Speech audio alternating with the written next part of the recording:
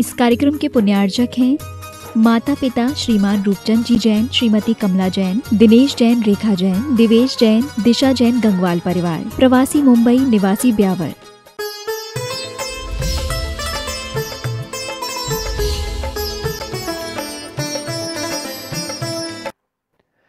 संसार से भीति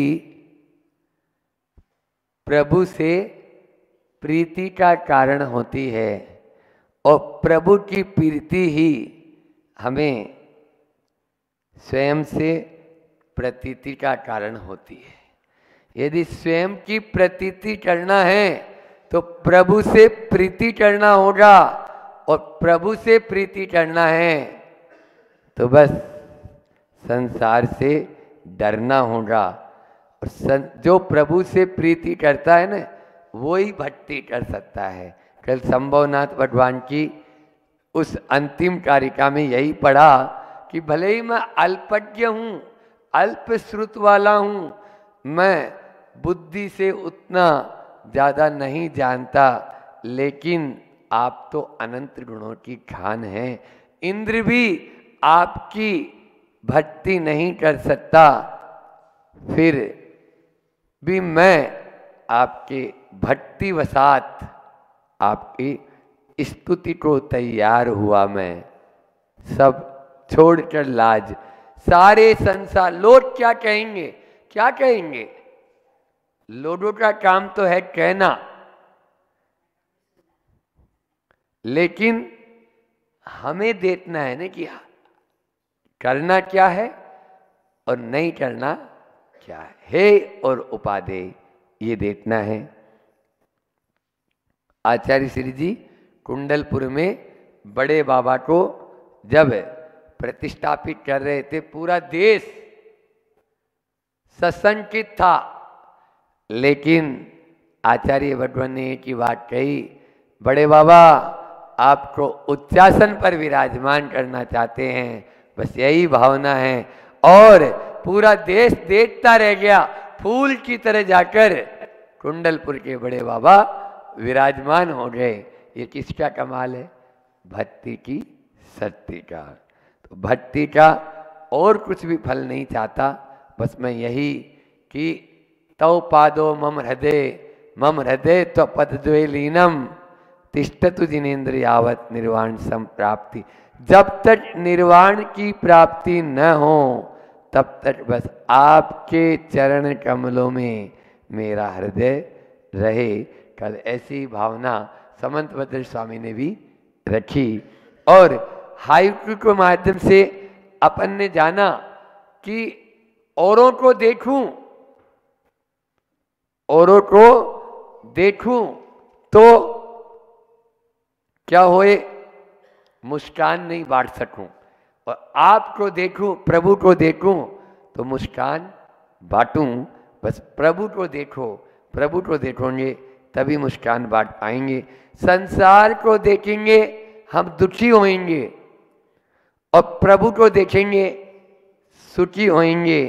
बस प्रभु के चरणों में ही सच्चा मिलता है, सच्चा सुख केवल भगवान आपके चरणों में। भजन तो आप लोग गाते ही हैं, बस उसी के हिसाब से अन्यथा शरणम नास्ति त्वमेव शरणम मम, ऐसा ही हमारा भाव होना चाहिए, तभी हम कुछ पा पाएंगे। कुछ लोग बोलते हैं अरे प्रभु की भक्ति तो हे बुद्धि से करो, उनकी बुद्धि हे बुद्धि से सुनो, उनकी बात हे बुद्धि से सुनो। ऐसा कहने से कभी भी अपन प्राप्ति नहीं कर पाएंगे। जिसके प्रति समर्पण ही नहीं, जिसके प्रति आपकी श्रद्धा ही नहीं, पाएंगे क्या? पाने के लिए हमें श्रद्धा और समर्पण की आवश्यकता है। आज अभिनंदन नाथ भगवान की स्तुति करते हुए स्वयंभू स्तोत्र में खुद आचार्य भगवान क्या कह रहे हैं, पहले देखते हैं कि उनके नाम की क्या सार्थकता है। गुणाभिनंदात दभिनंदितो भवान,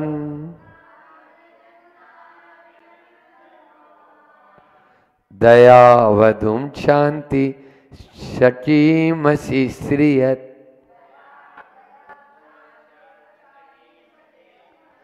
समाधि तंत्र तदुपोपपत्तये द्वेन निगंथ गुणेन चायुजत। बहुत सुंदर कारिका कि हे भगवान गुणाभिनंदात, आप क्या हैं? आप जो है गुणों की अभिनंदन अभिवृद्धि को प्राप्त हुए हैं। गुणों की वृद्धि को प्राप्त होने से अभिनंदात, अभिनंदन है। आपका नाम ही क्या हो गया? अभिनंदन है। जिसके गुणों को जो प्राप्त हो जाए वो कौन? अभी उपसर्ग लगाते हैं ना, अभी नंदन में अभिनंदन। गुणों की वृद्धि को आप प्राप्त हुए, इसलिए आपका नाम ही हो गया जो सार्थक नाम है। आप स्वयं गुणवान हैं और आपके गुण बढ़ते ही जाते हैं, बढ़ते ही जाते हैं, बढ़ते ही जाते हैं। और क्या कह रहे हैं? देखो कितने अच्छे अच्छे विशेषण यहाँ दिए हैं। एक तो दिया है दया वधु, एक शांति सखी। बोलो, वधु कौन? दया, दया रूपी स्त्री। अब अकेली स्त्री तो वंश पर आती है क्या? बोलो, उसके साथ में एक आध और आती है, उसकी सखी, वो है क्षमा, शांति। शांति यानी क्षमा। तो हे भगवान, आपने भगवान शांतिम सखीम, क्षमा रूपी सखी से सहित दया वधुम, दया रूपी स्त्री का आशीश्रियम, आश्रय लिया था। आपने दया रूपी स्त्री का आश्रय लिया, लेकिन कौन सी स्त्री? जो क्षमा रूपी सखी के साथ में रहती है। समझ आया?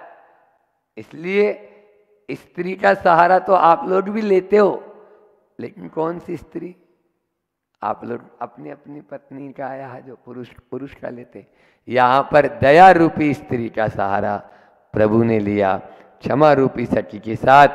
तभी तो आगे देखो, तथा समाधि तंत्र है, समाधि के को प्रधान लक्ष्य बनाकर समाधि का जो समूह है, शुक्ल ध्यान धर्म ध्यान रूपी जो समाधि है, उस तद ओपपत्तये, उसकी सिद्धि के लिए आपने द्वैन, अंतरंग और बहिरंग, दो प्रकार से। द्वैन का मतलब दो प्रकार से। क्या? निर्ग्रंथे गुणेन च अयुजत, आपने निर्ग्रंथ पने को धारण किया। निर्ग्रंथ गुणेन च, निष्परिग्रहता रूप जो गुण है उसको आपने प्राप्त किया। बहुत अच्छी बात यहाँ पर कहना चाह रहे हैं, वो अपन ले। उसके पहले इसका पद्यानुवाद भी देख लो, फिर अपन आपको कुछ और बताते हैं।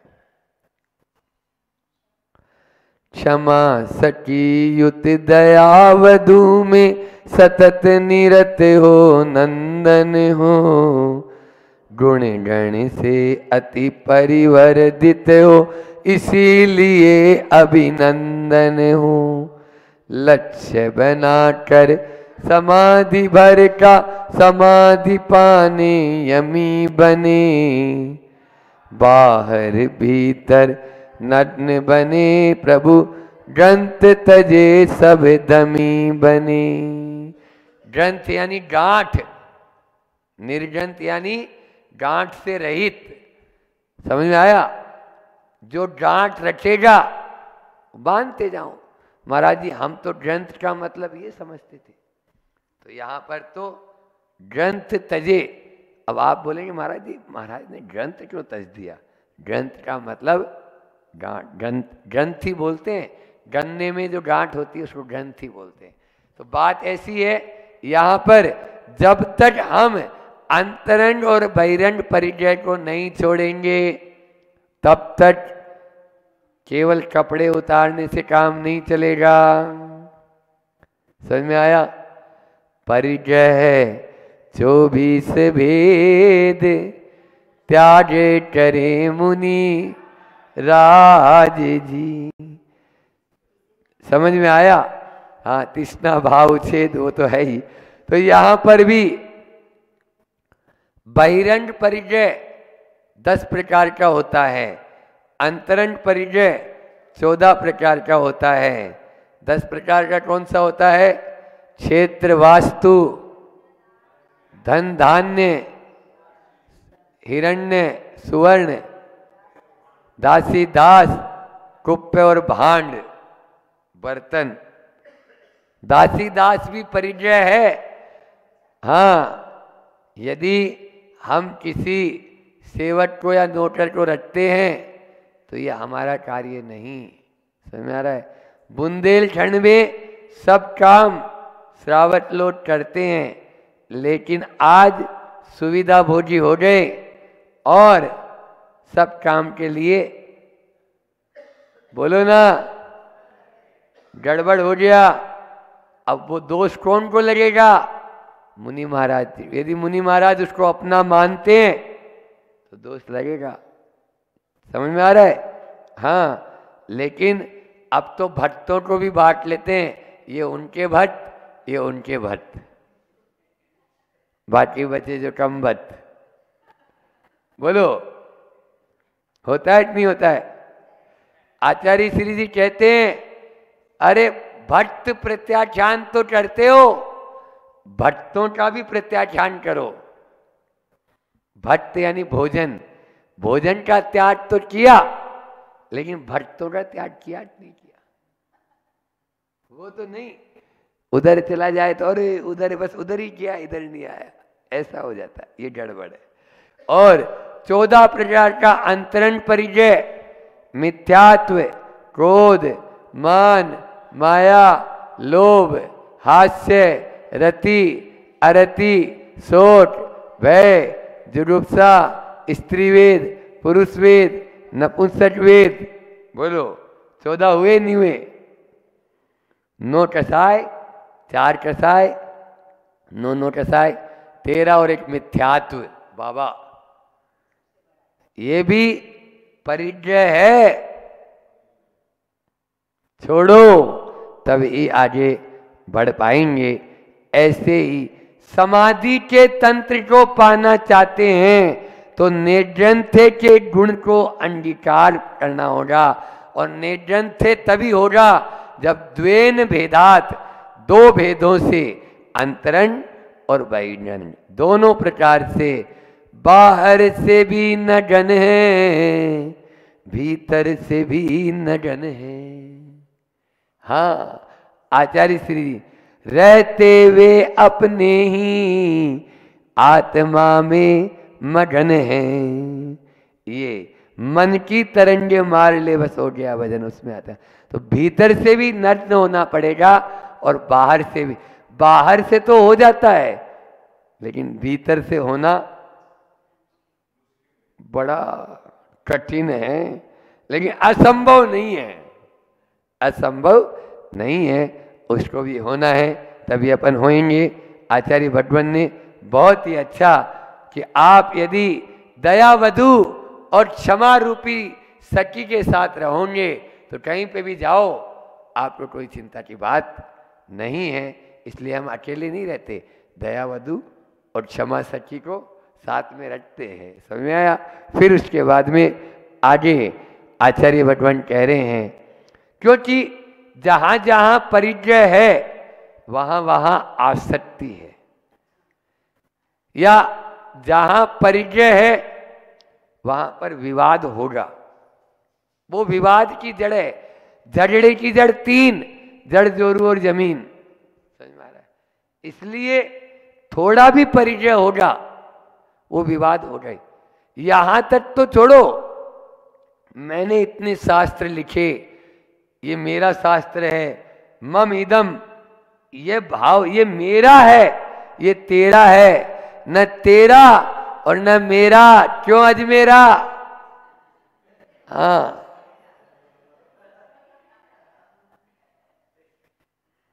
न तेरा है न मेरा है, दुनिया रैन बसेरा है। बस आज अपन हैं, कल कौन कहाँ रहेगा।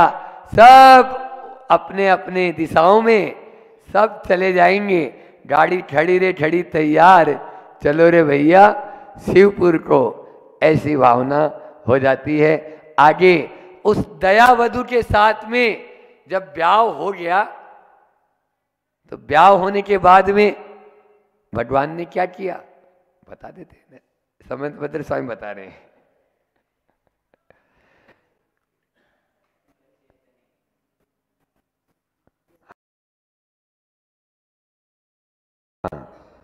अचेतने तत् कृतबंध जेपी,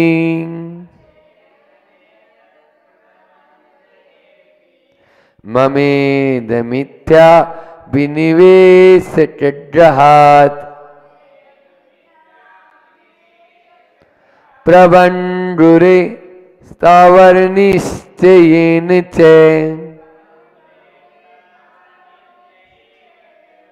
क्षतम जगत्तत्व मजीड्रहत भवान।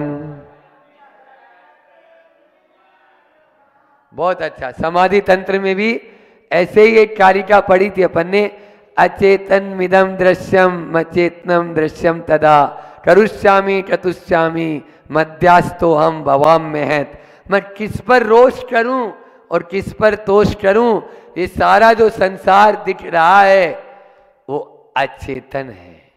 क्या है? और मैं क्या हूं? मैं चेतन हूं और ये अचेतन है। फिर किस पर रोष करूं और किस पर तोष करूं? कहीं पर रोष और तोष करने की जरूरत नहीं है।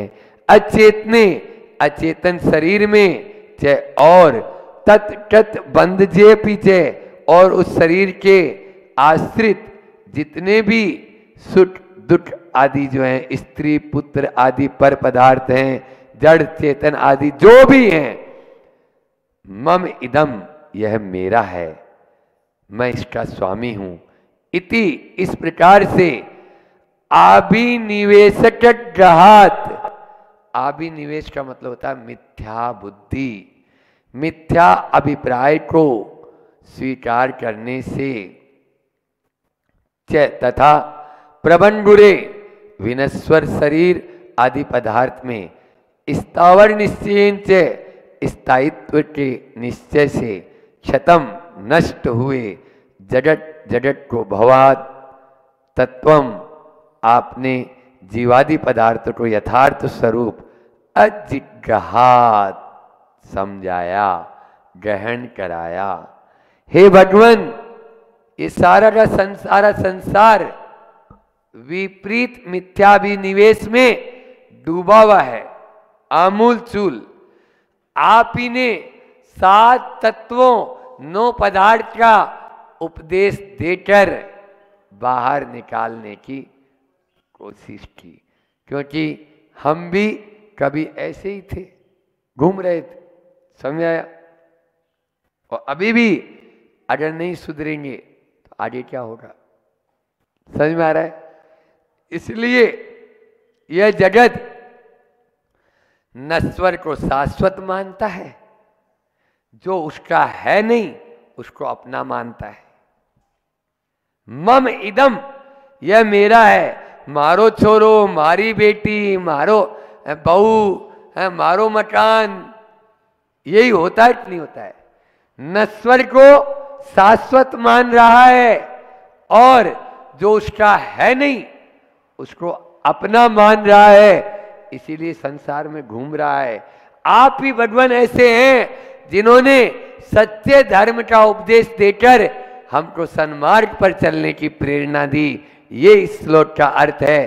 पद्यानुवाद देखो आचार्य भगवान क्या कह रहे हैं। निरे अचेतन तन मन धन वचन बंधु जन तनुज रहे, हम इनके ये रहे हमारे, इस विध जग के मनुज कहें। मोह भूत के वशीभूत हो, अस्थिर हो स्थिर, अस्थिर को स्थिर समझे हैं। तत्व ज्ञान प्रभु उन्हें बताया, उलझे जन जन सुलझे हैं। उलझे हुए जन जन सुलझे हैं। अरे ये तो छोड़ो, आप तो इंसान हो, जानवर तक शेर से भगवान महावीर बन गए और सांप से भगवान पारसनाथ बन गए, या हाथी की पर्याय से भगवान पारसनाथ भगवान। फिर उसके बारे में कभी चर्चा करेंगे, अभी तो आपका समय हो गया, इसलिए इतना ही रखते हैं। अहिंसा परमो धर्म की। जो आपका पदार्थ बना है खाने का, उसमें चिकनाहट की मात्रा बढ़ती चले जाती है। इससे क्या होता है, हाइपर एक्टिविटीज हो जाती है। मतलब क्या, वो जो है वो कहना चाहिए गुस्सा भी उसके अंदर बहुत ज़्यादा बढ़ जाता है। अस्थमा, मूलतः जितनी भी ये स्वाद बढ़ाने वाली चीज़ें, वो सबसे ज़्यादा इफेक्ट फेफड़ों पे जाके करती है, क्योंकि फेफड़े पे जाकर करती है और वो अस्थमा को समस्या को खड़ा करती है। तो स्वाद बढ़ाने वाली सब चीज़ें अस्थमा को देने वाली है, श्वास की प्रॉब्लम को देने वाली है, और कैंसर में भी ये कारण है। कौन सा, E627 627। अब E628 ये क्या है, बोले E628 डाइपोटेशियम गोनाइलेट। क्या होता है, बोले डाइपोटेशियम गोनाइलेट ये जो है ये भी स्वाद बढ़ाने के लिए ही होता है। ये काहे से बनता है, वही जो अभी पहले बताया था, थोड़ा फॉर्म अलग उसका, सुखाकर। किसको सुखाकर, मछलियों को सुखाकर। इससे भी फेफड़े और अस्थमा संबंधित बीमारियां होती है। और बोले आगे E629 ये सब स्वाद बढ़ाने वाले हैं। कैल्शियम ग्वानाइलेट क्या है ये, कैंसर, बोले फ्लेवर एंसिन, इसको भी स्वाद बढ़ाने के लिए डाला जाता है। काहे से, तो बोले जानवरों की चर्बी से बनता है ये, क्योंकि कैल्शियम चर्बी में ज़्यादा होता है, उस चर्बी से बढ़ता है। इससे भी फेफड़े आदि से संबंधित बीमारियां होती चली जाती है। E63G एक E630 एनोसनिक एसिड। एनोसनिक एसिड क्या है, तो ये एनोसनिक एसिड भी फ्लेवर यानी स्वाद, सब स्वाद बढ़ाने वाली ये 8-5 चीज़ें हैं। ये भी इसी प्रकार से जीवों को, मछलियों को, अलग अलग मछलियों के अवयव को अलग अलग रूप से अलग अलग निकाला जाता है, और अलग अलग अवयवों से अलग अलग ये डाला जाता है और बनाया जाता है। इससे भी अनेक प्रकार की बीमारियां होती चले जाती है। फिर बोल रहे हैं यहाँ पर, क्या बोल रहे हैं कि E631 मतलब क्या, डेसोडियम इंसेक्ट, फ्लेवर बढ़ाने के लिए। काहे से, बोले इसमें इसको साथ साथ मछली तो है ही, लेकिन क्या करते हैं, सुअर से भी ये बनता है। सुअर को भी उसके मांस को सुखाया जाता है, और सुखाने के बाद इसको पाउडर फॉर्म में किया जाता है। अनेक प्रकार की बीमारियों में ये कारण है। E631।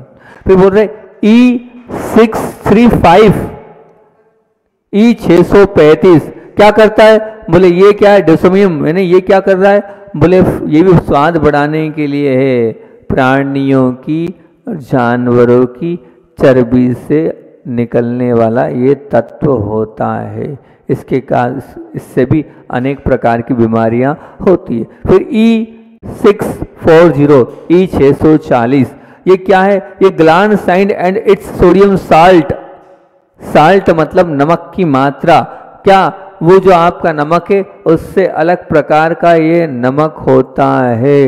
ये भी प्राणियों के अंदर जो एसिड होता है, उस एसिड से इसका निर्माण होता है। और प्राणियों की जो पित्त की थैली होती है, उस पित्त की थैली में से पित्त को निकाल कर उस पित्त की थैली का जो अवयव होते, उन अवयवों को सुखाकर ये बनाया जाता है।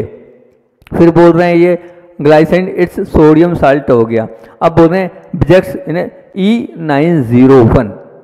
E901 ये क्या है, बिजेक्स है, मतलब फाइन एंड येलो, मतलब क्या, खाने योग्य जो पदार्थ हैं उनको चमकाने के लिए, उनको ग्लो देने के लिए, उनको बहुत सुंदर बनाने के लिए ये प्राणीजन्य और साथ साथ में मधुमक्खी, जो मधुमक्खी है उन मधुमक्खियों को मारा जाता है और मधुमक्खियों के अवशेष से और जो मधुमक्खी से पाया जाता शहद है उससे और जो मधुमक्खी के द्वारा जो मोम होता है उससे इसका निर्माण होता है। काम क्या है? ग्लो देना, शाइनिंग देना उस पदार्थ पे, खाने वाले पदार्थों पर चमकाने के लिए इसका प्रयोग किया जाता है। फिर E905 शिलेक इसको कहा जाता है।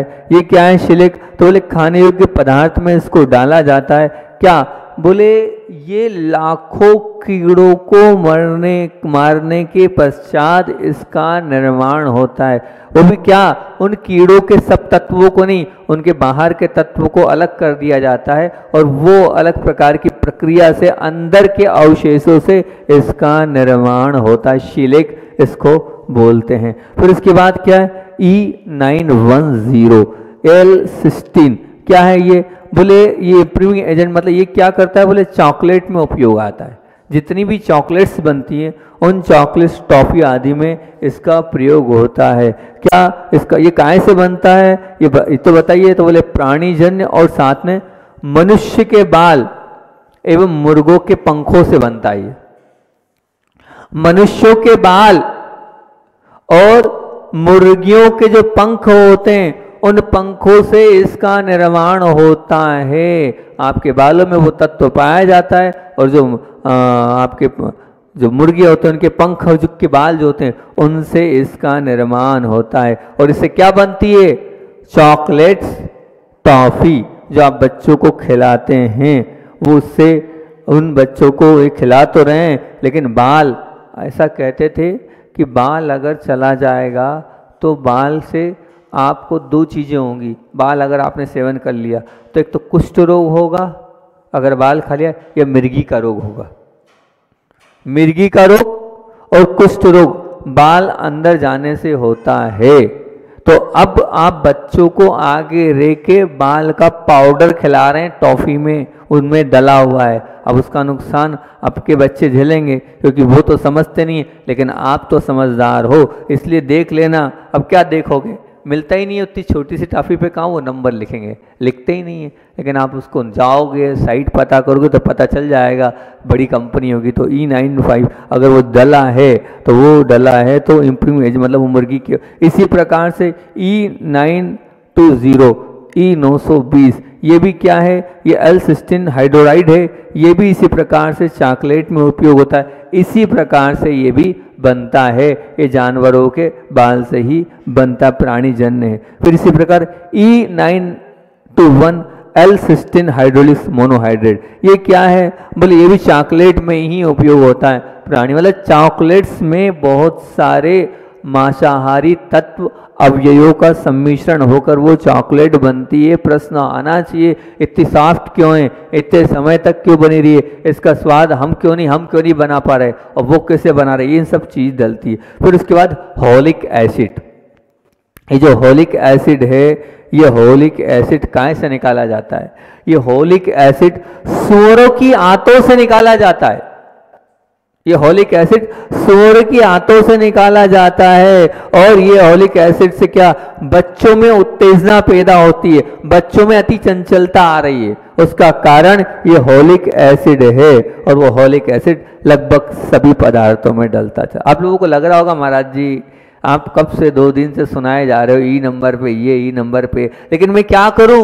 ये वास्तविकता है। जब तक वास्तविकता आप लोगों को नहीं बताऊंगा तो आप कैसे जागेंगे? अभी आप लोग सब सोए हैं, अपने आप को शाकाहारी मान रहे हैं, लेकिन आप शाकाहारी नहीं हैं। आप जागो, बहुत सारी चीज़ों में क्या क्या डल रहा उसको समझो। और सबसे बड़ी बात तो ये माताएं और बहनें, इनको समझना चाहिए। वो बच्चों, देखो बच्चे तो हैं और जो सबको चाहिए वो उनको देना है। तो आप लोग इतने एक्टिव बनो ना।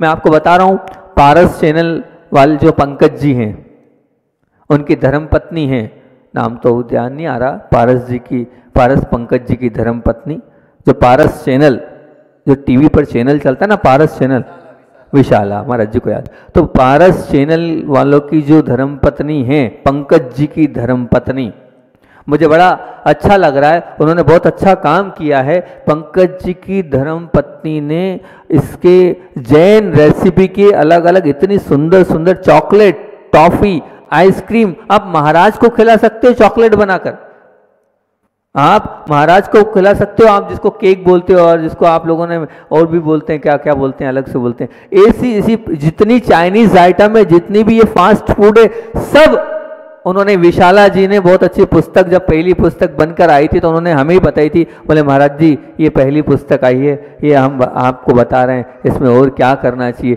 इसमें क्या सुधार हो सकता है, और क्या वो प्रूफ रीडिंग के लिए हमारे पास सबसे पहले आई थी कि इसमें और कैसे क्या कर सकते हैं, तो वो उन्होंने विशाला जी ने भिजवाई थी। वो आप चाहें तो वो कोर्स भी लेती है, आप चाहें तो उनको बुलवा भी सकते हैं, और नहीं तो उन्होंने सब डाल रखा यूट्यूब पे, आप उनका वो उनसे पूछो, पता करो, सब रेसिपी पूरी फास्ट फूड की, पूरी चॉकलेट्स, पूरी टॉफी, सब बन सकता है, बिस्किट, कौन सी ऐसी बेकरी की आइटम नहीं जो नहीं बना सकते हो। बस इसमें आप लोगों को जागरूक होना पड़ेगा, क्योंकि बच्चे लोगों को तो वो सब दिख रहा है, उनको वो चाहिए, अब उनको चाहिए तो आप ऑप्शन दो ना, आप 108 गुरबानी में भी मिल जाएगा, तो आप ऑप्शन दो, अगर आप ऑप्शन दोगे तो वो खाएंगे ही नहीं, लेंगे ही नहीं, तो आप करेंगे ही नहीं। तो आप इस चीज को, अगर आप वो बुक मंगवा लेंगे, वो पुस्तक मंगा लेंगे, जैन रेसिपी की वो पुस्तक मंगा लेंगे, तो क्या होगा, जिस पर प्रवचन चल रहा है वही सामने लेके मंदिर में है, मंदिर में है, देखो आप।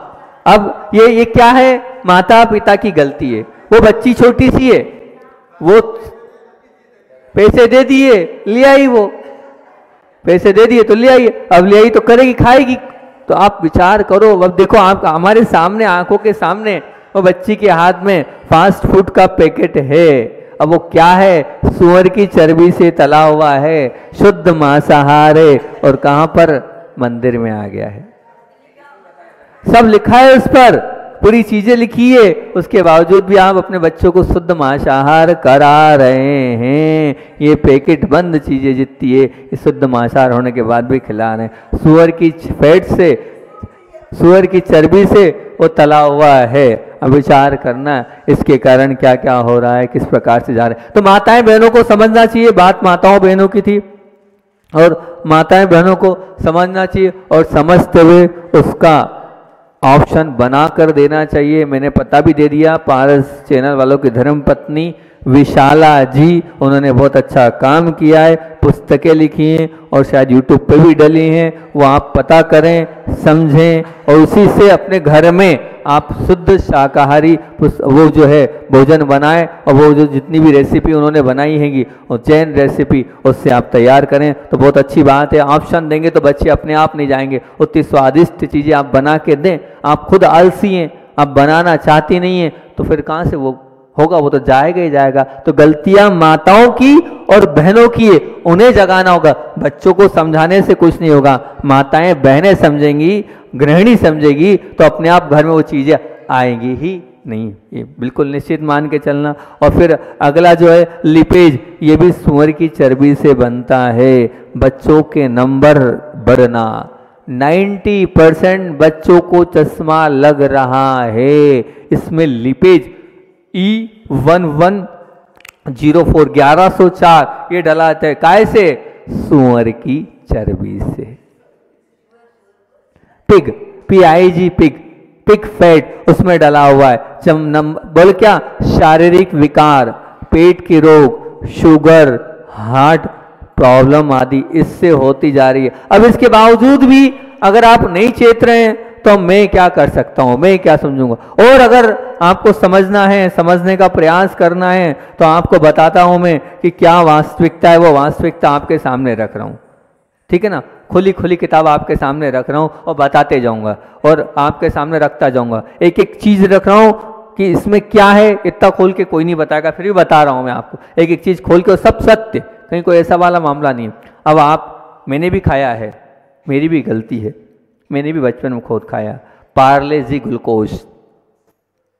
पार्ले जी ग्लूकोज लगभग सब घरों में रहता है, और मैं तो यहाँ तक बोलता हूँ कि हमारे यहाँ तो जब मेहमान आते थे तो चाय में पार्ले जी ग्लूकोज बिस्कुट ही देते थे। दूसरों की छोड़ो, मैं तो अपनी खुद की बता रहा हूँ, मेरे पास ज्ञान नहीं था, अनुभव नहीं था, बताने वाला नहीं था कि वो कैसे बनता है पार्ले जी ग्लूकोज। तो आपको बता रहा हूँ वो पार्ले जी ग्लूकोज शाकाहारी नहीं है। क्या बात कर रहे हो महाराज जी, अभी कंपनी वाले आएंगे और आप पर केस कर देंगे। आ जाए, कोई दिक्कत नहीं है, मैं बिल्कुल दावे के साथ बोल रहा हूँ। उसमें 2 चीज़ें डलती है, आप अभी उठाओ पैकेट देख लो, E471 और E481, ये 2 चीजें डलती, E471 और E481। उनने तो सिर्फ नंबर डाल दिए। क्या है E471? इसको रट लो, E471 को। लगभग 90% खाने पीने की आइटम में E471 डलता है। क्या काम करता है? कल तो बताया था, mono and glycerides of fatty acids. क्या करता है ये? तो बोले खाद्य पदार्थों को स्पंज बनाना एवं ज्यादा समय तक रखने के लिए। खाद्य पदार्थों में स्पंज मतलब मुलायमपन लाना और ज्यादा समय तक रखने के लिए। काहे से बनता है ये? कत्ल खानों के मांस के कचरे से, कत्ल खानों के मांस के कचरे से, जानवरों की चर्बी से। और इससे नुकसान ही नुकसान है, पेट खराब होगा, सिर दर्द होगा, आई ब्लू मतलब आपका लेवल कम होगा। ये E471 को रट लो, E471 को देख लो, रट लो। 90% चीजों में भी हाल नंबर जब बोलूंगा E471 सब आएगा।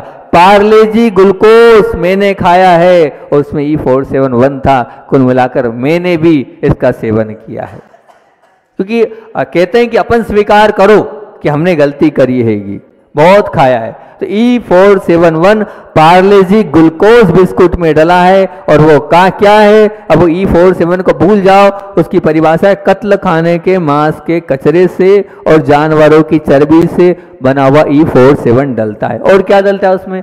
दूसरा तत्व E481। E481 क्या है? बोले सोडियम स्टीरेट लिक्विड। क्या करता है ये? बोले सूअर की चर्बी से।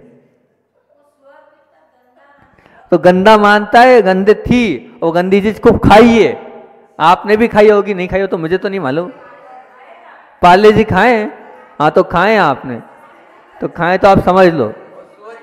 मैं इसीलिए तो आप लोगों के बीच में रख रहा हूं ये सब चीजें, मैं आपको बता रहा हूं। मुझे नहीं मालूम था इसलिए मैंने खाया, लेकिन मैं खुलेआम डंके की चोट पे बोल रहा हूं कि इसमें E471 क्या है? कत्ल खानों के कचरे, मांस के लोथड़े उसमें डले हुए हैं। और क्या है उसमें? E481 सूअर की चर्बी, पार्ले जी ग्लूकोज बिस्किट।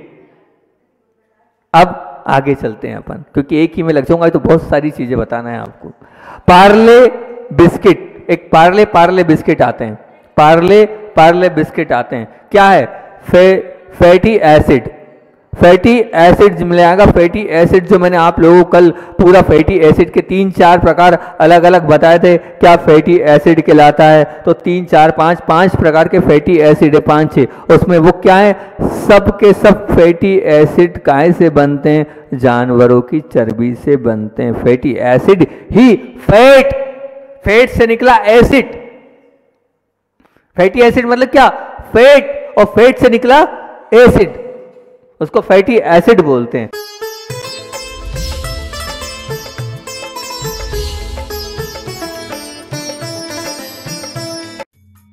इस कार्यक्रम के पुण्यार्जक थे माता पिता श्रीमान रूपचंद जी जैन, श्रीमती कमला जैन, दिनेश जैन, रेखा जैन, दिवेश जैन, दिशा जैन, गंगवाल परिवार, प्रवासी मुंबई, निवासी ब्यावर।